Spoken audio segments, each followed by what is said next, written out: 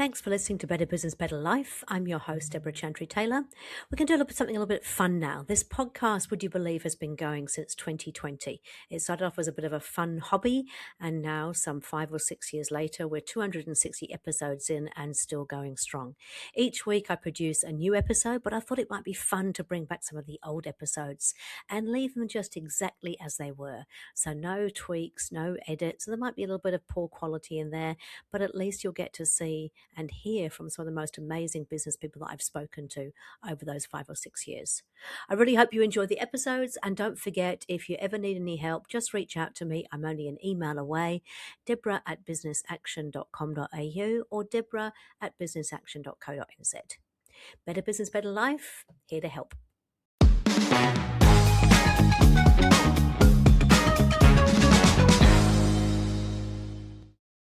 So good morning and welcome to another episode of Better Business, Better Life. Today I am joined by Adam Harris, who is now a Kiwi, but originally from the UK like myself.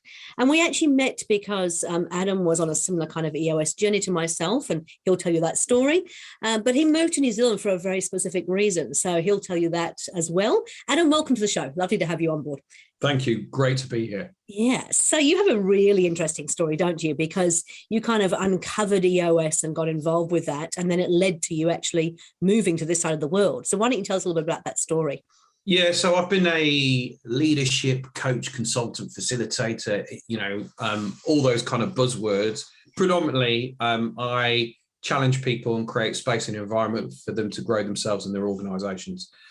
One of my clients, this is going back now, probably about 8 years, had come across Traction. I'd been coaching him as the CEO and also the senior leadership team. And he said, we've tried lots of different things, and actually we feel as if we want to move forward with EOS. I'm like, what the heck is EOS? And that was before the book came out. And he said, look, just read the book and tell me what I think. And I was like, wow.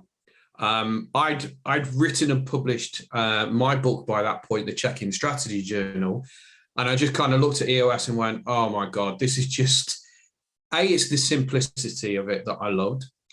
The second thing is that it was the ability to be able to dilute and change the whole organization. So I think a lot of the times is the language and the speak is very high level, but to get kind of, Joe in the warehouse to be able to understand the terminology and the methodology, I think there's always been a bit of a challenge. Yeah. And then kind of the third thing was, it was the consistency, the cadence of meetings, the accountability, etc. So I was like, look, if you want me to help you facilitate, I'm more than happy to do so. So I was learning on the fly, absolutely love it. It helped me develop as a coach and as a facilitator.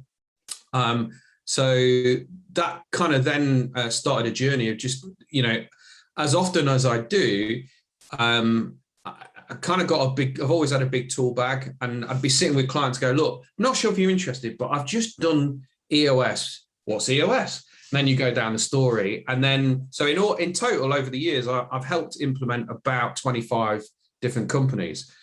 In one of those companies, a former coachee of mine was really interested in kind of doing EOS and everything. And she said, look, I'm really thinking about being an EOS implementer. I was like, cool, go for it, go through the training. She says, but I need a company to kind of do a bit of a test bed with. I'm like, hands up, somebody offering to give me some support and help.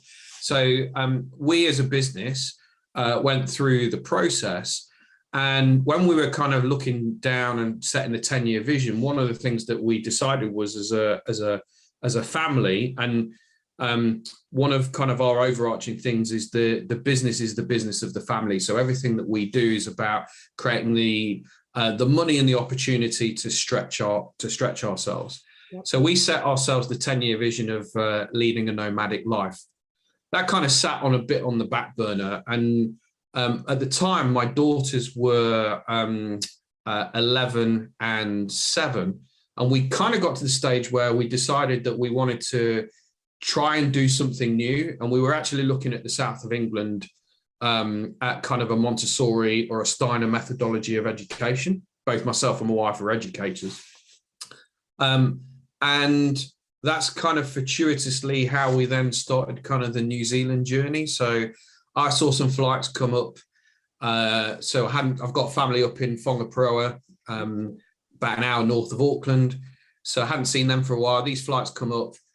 We came over at Christmas time, leaving Christmas Day. And then while we were there, we kind of remembered why we were looking at moving to New Zealand. We nearly did about 8 years ago before my wife got cancer. Some more flights came up. I was like, okay, well, let's book a flight for my wife and my eldest to come back and look at the schools. And then in between, we then found out about the Green School, which is here down in New Plymouth, very much around experiential learning. And it was like kind of, the universe kind of just plays and gives you these things. And then we finally moved here December 19. Wow. EOS has been a big part of my life. Yeah, I can see that. And so how are you finding it in New Plymouth? It's quite different to what I'm used to. I was only saying the other day, I don't really spend much time in traffic, which probably shouldn't tell too many Aucklanders that. We're quite far out of the way. We're not a throughput town. So you've really there's got to be a reason and a decision you want to get here, which in some ways kind of leads us to be kind of a really best kept secret. Mm-hmm. Life here is, 5 minutes down to the beach, never lived by the water before. So I'm really loving and enjoying that. It's been challenging. So I think the aspect of, with anything new comes excitement and anticipation. And then kind of when that's kind of settled down, there's kind of almost this realization of, I've got a sense of loneliness and isolation, and that's been kind of exasperated through the pandemic, and kind of just navigating through new and different thoughts and relationships, etc. Whilst it's been challenging, there's also been an aspect of kind of leaning into that from a growth area perspective. Yeah. And I know you've got some great clients down there that you're working with now. What is it like from a business perspective in New Plymouth? Interesting. I've found culturally business in New Zealand different. We were talking before we hit the record button that whilst the language verbally is the same, is that actually culturally is very, very different. I had anticipated that it was going to take some time and effort to understand the nuances. But it feels as if sometimes you've just got to start from ground zero. And I just kind of got to the stage of going, right, okay, look, I can only be who I am. Yep. I can't pretend to be anybody else because everybody else is taken. And then, do what I do best, which is connect people, add value, and just spend a lot of time listening and asking the right questions at the right time. And what's happened over the time since I've been here is you just build and things just kind of germinate and grow. And then all of a sudden you kind of sit back and go, oh, okay, I wouldn't have done that a year ago, not because I didn't want to, but maybe I wouldn't have necessarily been accepted. Yep. Things then just start kind of happening. And I'm an opportunist. I'm an entrepreneur. Yep. I see it from the visionary perspective, and I also see it from the integrator's perspective. And that ability to kind of be able to do so, I think, has always stood me in good stead. To listen, observe, and learn, and adapt accordingly to the situations. And that's kind of so we're so frank and fearless. That's come, I assume, from that journey that you've been on while you've been here. Yeah. So my business for many years was called Fresh Mindset, and very much about twisting the kaleidoscope and allowing people to kind of have a different view and a different perspective. Part of that is around giving ourselves permission to go through that. What I found was for the first kind of 9 to 12 months, I spent a lot of time listening, and it wasn't necessarily just about being here in New Zealand. Actually, it was from kind of a global perspective, but then B, from how I've been working and operating. And I kind of just got to the stage of kind of going, I'm not necessarily being true to who I am. I need to speak up a little bit more. I need to be a bit more frank and fearless. And I'd started writing a book about 5 years ago called Frank and Fearless. how to have focus, flow, and fun, specifically in the boardroom, but from a wider perspective around, we take things so seriously, and actually we're not having the right conversations with the right people at the right time, whether that be first and foremost with ourselves, second of all, internally, but actually, as importantly, from an external perspective. And I was just finding that I was having a lot of conversations with people and just thought, do you know what? Now's the right time to just kind of rebrand. And I wanted to, be able to differentiate me and the people that work with me as to this is who we are and what we're about. So kind of the narrative, but also from an aspect of qualification to kind of go, look, if you want to work with us, that's great. We are slightly different and a little bit nuancy. This is who we are and this is what we're about. If you want to engage, great. If you don't want to engage, even better. And actually that has allowed to ensure that we're having great conversations with great people that want to move themselves and their organizations forward. And that's all I want. I don't really want to waste time on navel gazing conversations. I think for me, it's great to just have, really intellectual, challenging conversations. So if I could be spending more time doing that and less time wastage, actually I've become more productive. That's really key, isn't it? It's interesting because obviously in the EOS way of doing things, we talk about the niche and what your target market is. And for a lot of people, they go down very much the whole, oh, well, they're this age or they're this sex or they're this industry. But in actual fact, a niche can come down to the way that people think and feel and how they behave. And I think that people seem to discount that a lot of the time and just go, well, I need to pick a specific industry. I think it's very much about attitude. I've got an elephant sitting next to me for the same reason as you. It's like if people look at the elephant and sort of think, quite frankly, what the fuck is she doing with an elephant? They're probably not going to enjoy working with me.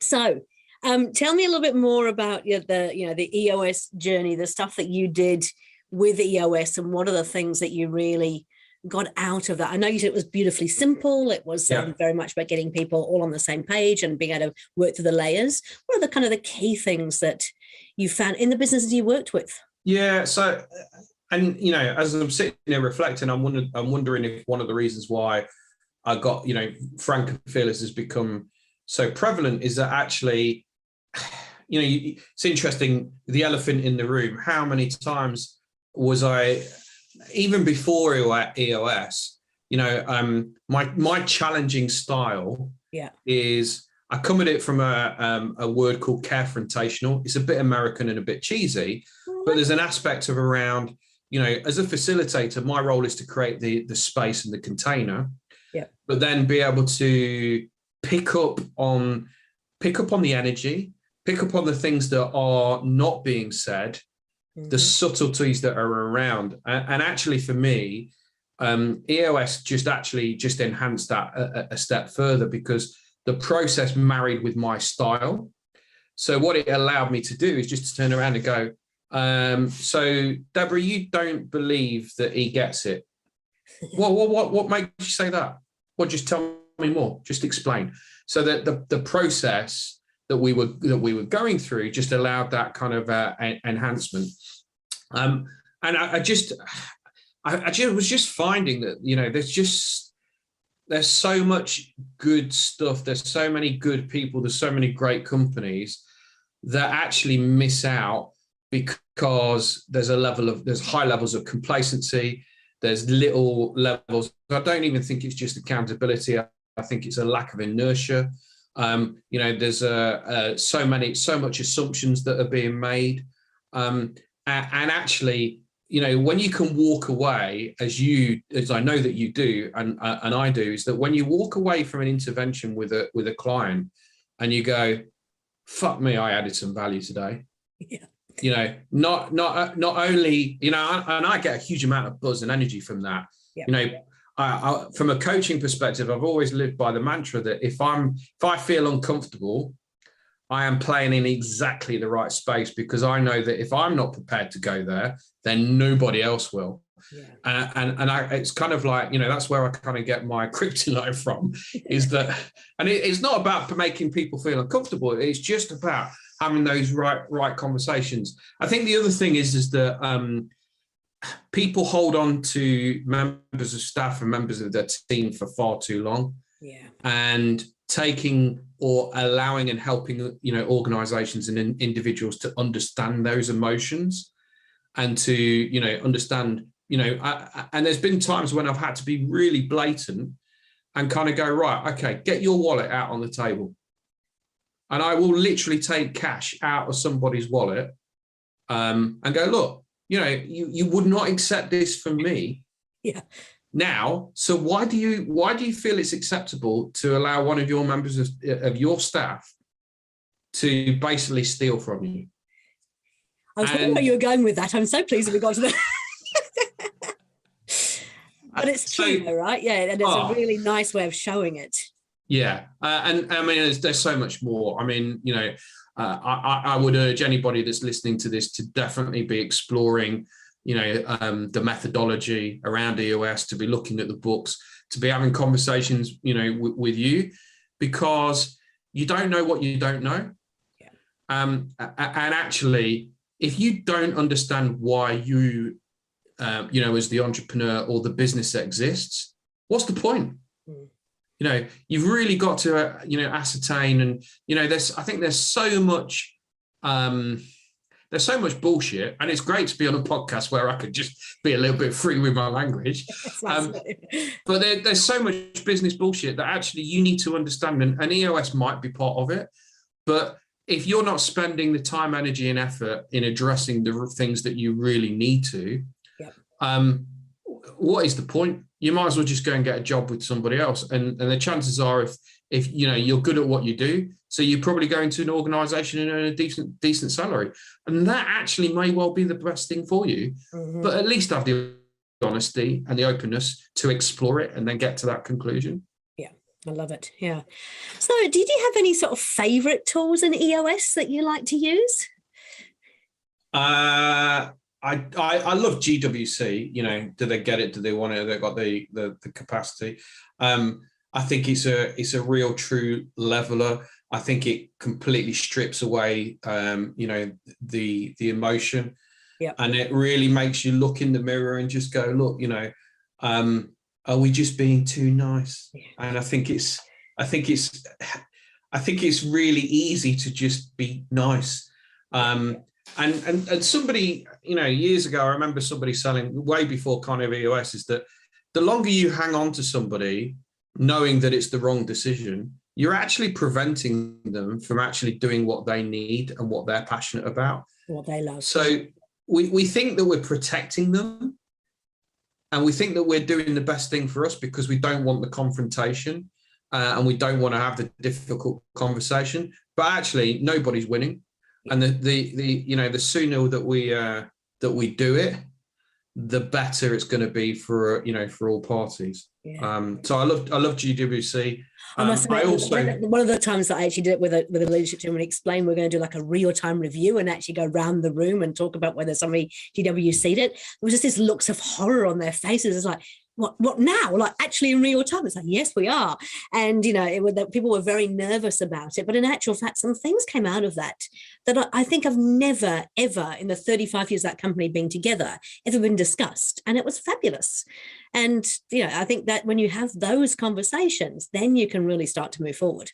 Yeah. And I think that for me, there's a big part of that is about, a large part of what EOS is about giving people the permission to be open, honest, and vulnerable. In theory, being frank and fearless. Yeah. Because that they know that they can do so, and they can do it without being shot down. Yes. And actually, having that level of confrontation is good if it's done if it's coming from the right place. Yeah. Then what happens is the disagreement and the uncertainty then creates opportunity, because then people go, well, actually, do you know what? And I typically see it so many times in family businesses where the wrong people are leading the business. Yeah. Just because they've got the surname, And there's other people. And the thing is that, you know, I think a lot of boards are really naive to think that the rest of the employees and the other stakeholders do not know. And then, you know, you kind of, and I'm sure you've seen this, and there'll be numbers of people that will be listening to the podcast where you kind of, we've just made this decision or this has happened, and you go, well, that should have been done years ago. And you're like, what? And people just know. It's kind of almost like the unwritten, or the unspoken. And the more you can understand that, then the business begins to be a lot more healthy.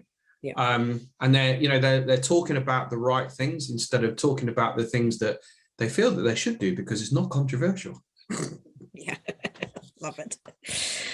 Okay, so GWC definitely one of our favorites. Anything else that sort of stands out for you? I love level 10. I think for me, the cadence of the weekly meeting in line with what we're doing for the quarter and then for the year, the consistency is what creates, the traction. And when you think about it, it's so bloody simple. The aspect of let's make sure that same time, same place, same day every single week. Yep. But then it's the nuances about ensuring that we're talking about the right things at the right time. And you start seeing very fast, very quickly that we're getting shit done. Yeah. And actually people go, if there was any resistance to kind of doing it, is that you suddenly very, very quickly see what begins to change and what begins to happen. Mm-hmm. And actually, part of that challenge is about getting the wrong people out of the business. So, what's got you here is not necessarily going to get you where you want to get to. And it's about being brave. I think one of the challenges is I find a lot of the times is that, the entrepreneur, a lot of the times they're the bottleneck. Yeah. So there's a huge amount of bravery that is kind of needed to kind of, go through, the process. And sometimes that you can see the mirror being shone up in front of their face. And I'm sure like me, you've seen businesses that retreat or entrepreneurs that retreat because actually the light is being shone on them and they don't actually like it. Yeah. If they can get over themselves and they can put their ego to one side, and some can and some can't, is that what then comes off the back end of it is that you've got a far better business. You've got a far better, that's not the right English, far greater level of engagement. Yep. And actually you're doing a lot better work, a lot greater work. Yep. For the purpose or whatever it is and the reason why you exist. Yeah. But that is part of the journey. It is interesting. I actually found out that the EOS light bulb, which I always assumed was like an idea light bulb, was actually about shining lights on issues and resolving issues once and for all. So that was an interesting little tidbit there.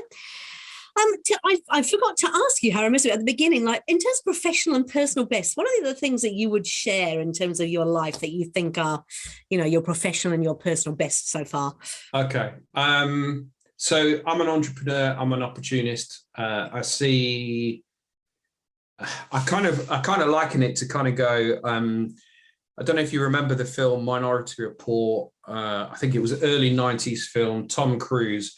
And he basically had a whole load of digital displays and he was pulling information in from various bits and pieces and connecting things together.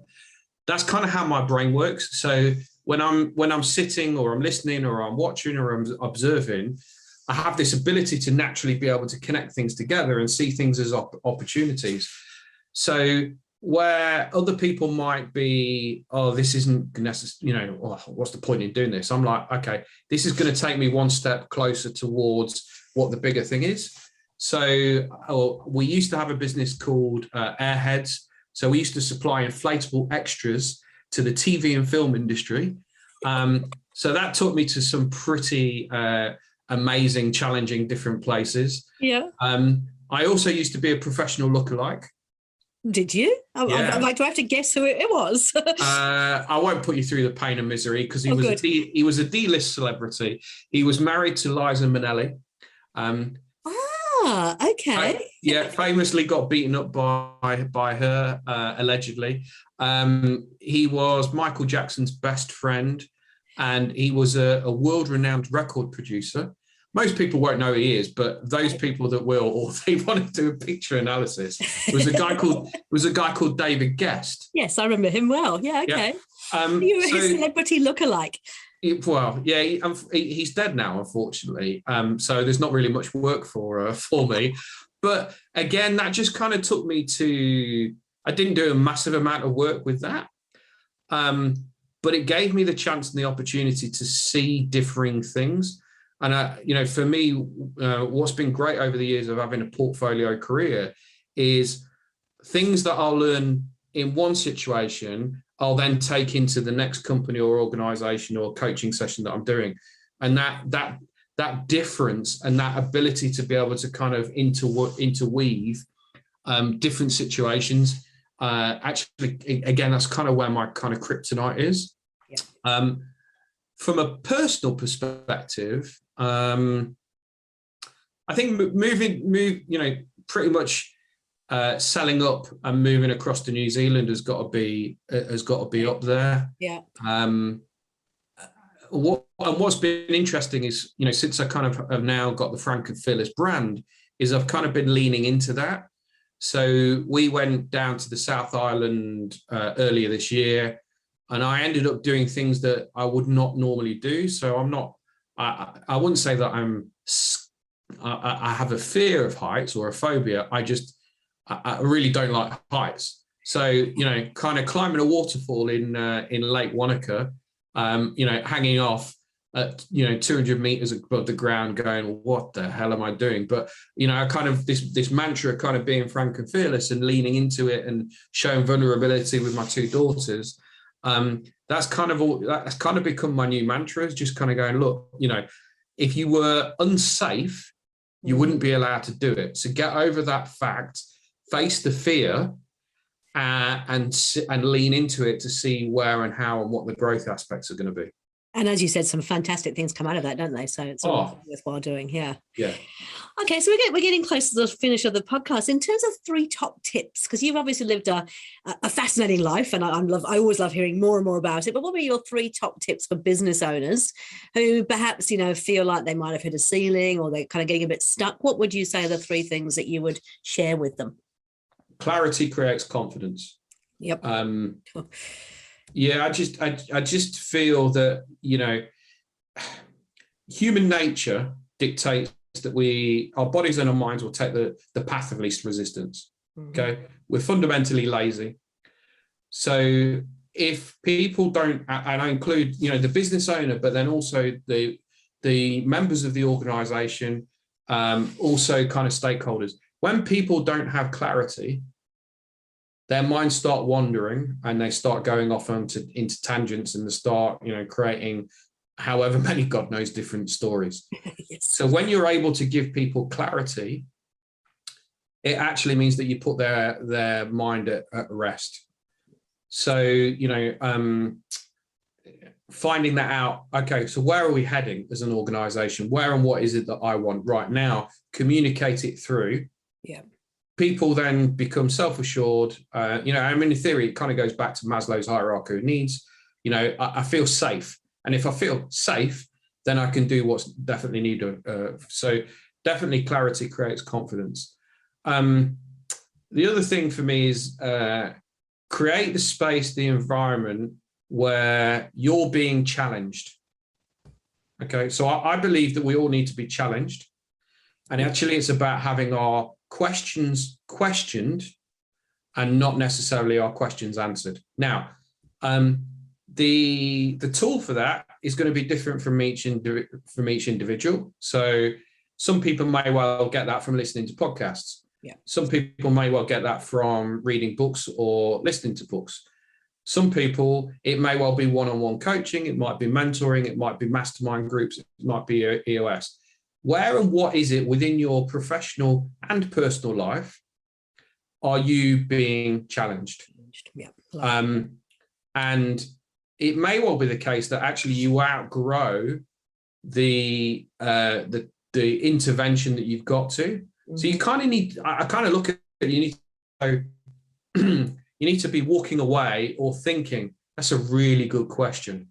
So it's topping any of the challenge that you're doing from an internal perspective. Yeah. When you get to that stage, is that you're now kind of working on self-limiting beliefs, you're working on self-actualization, you're in a different growth area to being in the comfort zone. So that's the second thing. Yep.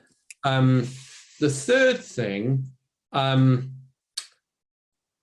if it's not working in the boardroom, it's not working in the bedroom. Okay. If it's not working in the bedroom, it's not working in the boardroom. Okay. So this was a phrase told to me by a good friend of mine called Nigel Risner in the UK. And he's quite happy in being very controversial. He knows that, just by saying the phrase, some people will get very offended. Yeah. The underlying aspect of what he's saying is life is life. Yep. And anything that is impacting you from a personal perspective is naturally going to be impacting you from a professional perspective, and vice versa. Have the awareness of that and ensure that you are dealing with what you need to kind of deal with. And actually, as a leader or as a business owner, and you have to work out and decide what sort of leader you want to be, but there needs to be a level of humility in the fact that somebody's not performing. What is it that's going on in their life which is meaning that they're not performing?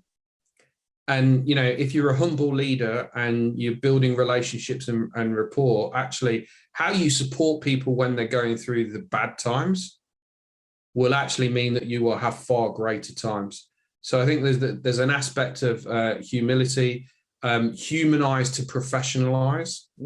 It's, for a lot of the people that are listening to this podcast, we're in the business of people. It just so happens that we've got an output product or a service at the back end. Yeah. So, from a cultural perspective, what's the culture that you want? What's the culture that you would love to lead? What's the legacy that you want to leave for the people that work for you? These are kind of soul-searching questions, but I believe as a coach and in the fundamentals that sit within EOS, they're absolutely fundamentally important, because otherwise we just become transactional. Yeah. And we're just like another business. I've started to do a lot of work with B corporations. Oh yeah. So yeah, the aspects of it's not just about the money on the bottom line and shareholder return. What are we doing for our people? What are we doing for the planet? And why do we exist? Yeah. So there's some similarities with EOS. Love it. Hey, Adam, it has been an absolute pleasure as always. If people want to get in contact with you and have a conversation about being frank and fearless or any other things we've talked about, how would they get hold of you? So I've got the Frank and Fearless Leadership podcast available on all platforms. frankandfearless.com, or find me on LinkedIn, Adam Harris. And I often say to people, really have a look at the testimonials and the videos of what other people say about me, because that'll give you an idea of who I am and what I'm about. Yeah. And I'm a connector. So, I kind of work on the premises that if I don't know the answer, I'll know somebody that will. Yeah. And if I don't know somebody that will, I'll know somebody that can introduce me to somebody that can. So you and I have got a lot of similarities there, but hey, that's really fantastic. Thank you so much. Look forward to catching up again soon, and enjoy the rest of your week. Fantastic. Hopefully it'll be in Auckland as well, face to face. Yeah, maybe. Thanks, Adam.